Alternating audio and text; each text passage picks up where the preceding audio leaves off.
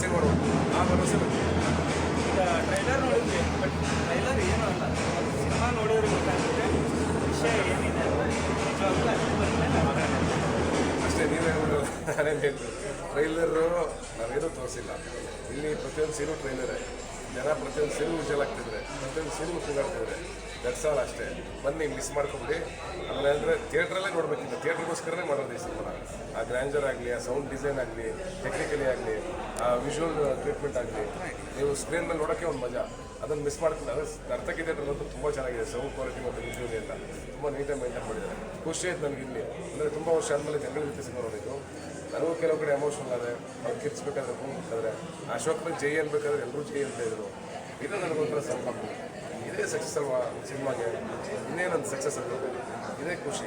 ಇದು ಎಲ್ಲಿಗೆ ತೊಗೊಂಡು ಹೋಗ್ತಾರೆ, ಬ್ಲಾಕ್ ಬಸ್ಟರ್ ಆಗುತ್ತಾ, ಎಷ್ಟು ಕೋಟಿ ಮಾಡುತ್ತೆ, ಜನಗಳಿಗೆ ಸಂಬಂಧ ಅವ್ರು ಕೊಡ್ತಾರೆ. ನನಗಿನ್ನೂ ಶಕ್ತಿ ಕೊಡಿ, ಇನ್ನೂ ಒಳ್ಳೆ ಸಿನಿಮಾ ಮಾಡ್ತೀನಿ.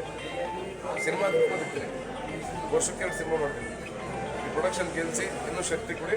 100% ಇನ್ನು ದೊಡ್ಡ ಮಟ್ಟ ಸಿನಿಮಾಗಳನ್ನ ಈಗ ಆದ್ರೆ ತಮಿಳುನಾಡಲ್ಲಿ ಹೆಂಗೆ ರಿಲೀಸ್ ಮಾಡ್ತಾ ಇದ್ದೀನೋ ಇನ್ನೂ ವಿಸ್ತರಿಸ್ತೀನಿ. ಈಗ 2-3 ಕಡೆ ಗೆದ್ದರೆ ನನಗೆ 100% ಕನ್ನಡಿಗರು ಪ್ರೌಡ್ ಫೀಲ್ ಮಾಡೋ ಥರ ಇನ್ನೂ ಸಿನಿಮಾ ನೆಟ್ಕೊಂಡು ಹೋಗ್ತೀನಿ. ಬೇರೆ ಲ್ಯಾಂಗ್ವೇಜಲ್ಲಿ ಇನ್ನೂ ಮಾಡ್ತೀನಿ, ನಾನು ವಿಸ್ತರಿಸ್ತೀನಿ. ಆ ಭರವಸೆ. Thank you. ಒಳ್ಳೆಯದಾಗಿದೆ.